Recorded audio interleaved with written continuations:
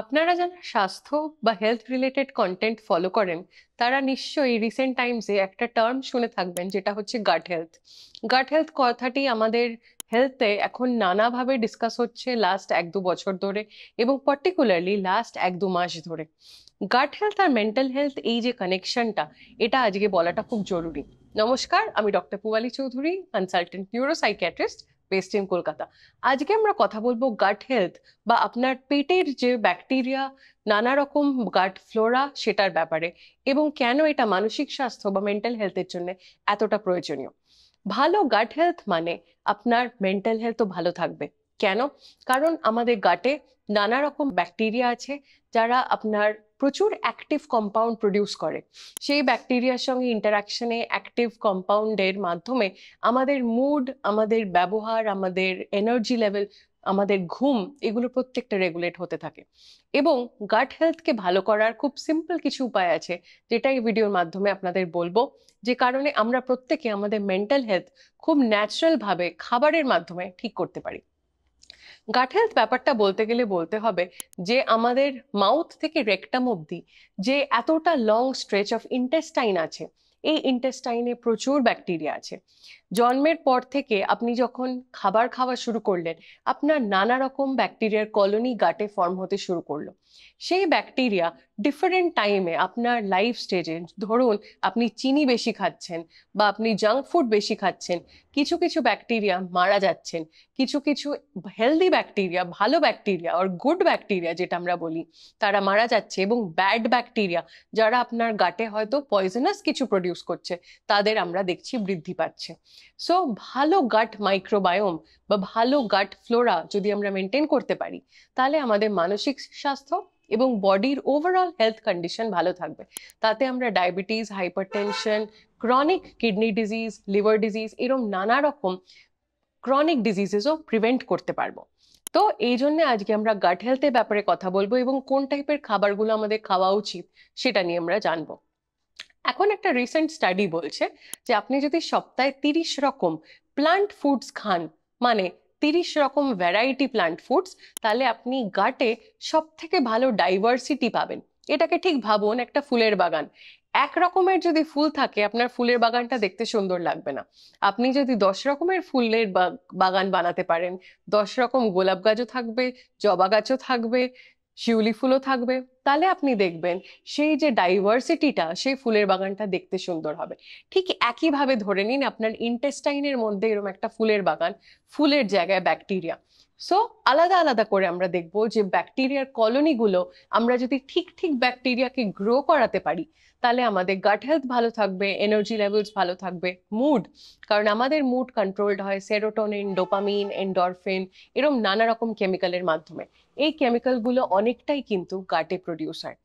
গাট health যখন বলবো, তখন আমাদের একটা ভেগাস নার্ভের ব্যাপারে কথাও বলা দরকার।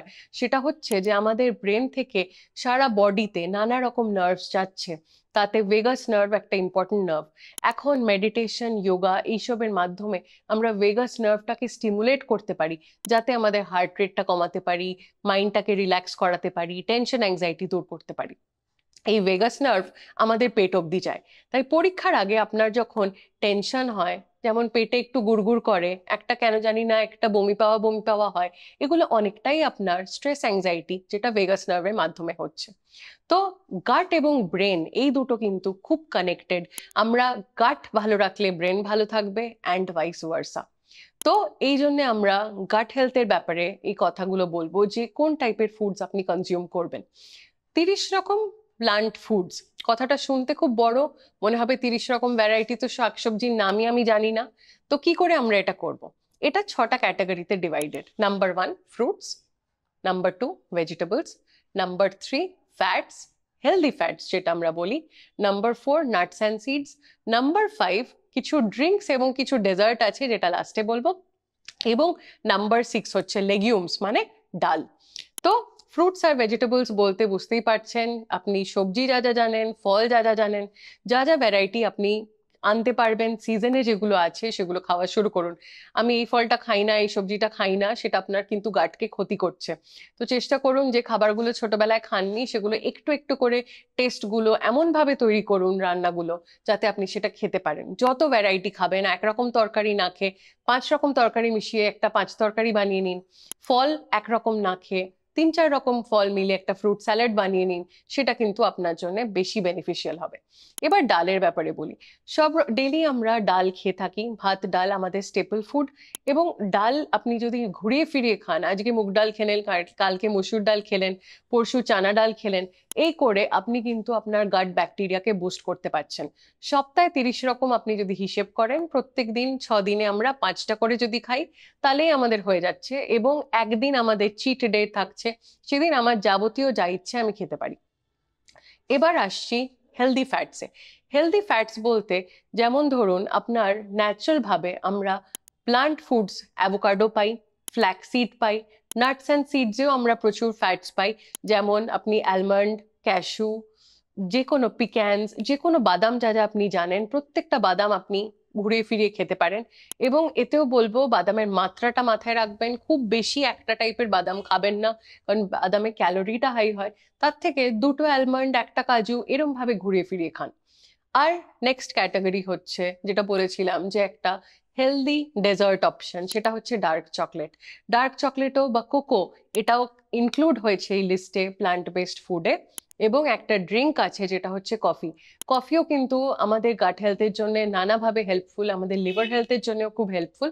তো এই জিনিসগুলো আপনি ইনকর্পোরেট করুন। রাত্রিবেলা একটা মিষ্টি খেতে ইচ্ছে হচ্ছে, তো বাড়িতে ডার্ক চকলেট রাখুন, এক টুকরো ভেঙে খান। এখানেও ইম্পর্টেন্ট যে মডারেট ইনটেক করবেন। কোনো কিছুই খেতে বলা হয়েছে মানে আপনাকে সেটা পেট ভরে বা কেজি কেজি খেতে বলা হচ্ছে না। আপনি এগুলো খুব অল্প মাত্রায় আপনার দিনে রাখবেন। খাবার যেটা বলা হচ্ছে সেটা যত ভ্যারাইটি থাকবে, যত ডাইভার্সিটি থাকবে, তত আমাদের গাট মাইক্রোবায়োম ওই ফ্লোরার মতো, যেরকম বাগানটার কথা বললাম ঠিক একইভাবে গাট মাইক্রোবায়োম বেড়ে উঠবে। এবার এই হেলদি ব্যাকটেরিয়ার সঙ্গে আর একটা ইম্পর্টেন্ট কথা বলবো, সেটা হচ্ছে প্রিবায়োটিক এবং প্রোবায়োটিক। এই কথা দুটোও আপনারা হয়তো নানা রকম হেলথ চ্যানেলে শুনে থাকবেন। প্রিবায়োটিক মানে হচ্ছে কিছু কিছু প্লান্ট ফাইবার্স। তো আপনি যদি শাকসবজি খান, ফাইবার খান, তাহলে আপনার প্রিবায়োটিক ইনটেকটা ঠিক থাকবে। আর প্রোবায়োটিক মানে হচ্ছে ফার্মেন্টেড ফুড, যেগুলো খাবারকে আপনি যখন পান্তা ভাত বানিয়ে খান, ভাতকে আপনি যখন দই বানান, এই যে ফার্মেন্টেশন প্রসেসটা হয়, আপনি যখন বাড়িতে ইডলি বানান, এই যে জিনিসগুলো, এগুলো ফার্মেন্টেশনের মাধ্যমে হয়।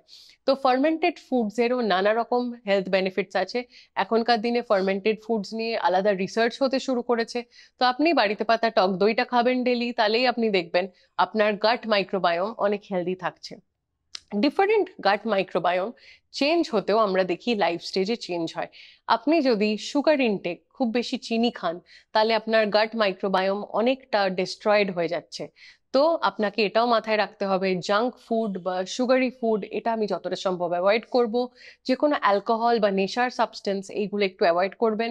এবং বডিকে হাইড্রেটেড রাখবেন, কারণ গাট মাইক্রোবায়োম আপনি খাচ্ছেন মানে শুধু যে আপনি খাচ্ছেন তা না, আপনার মধ্যে, আপনার বডির মধ্যে যে অ্যাক্টিভ গাট ব্যাকটেরিয়া আছে, তারাও যেন ঠিক মতো পুষ্টি পান।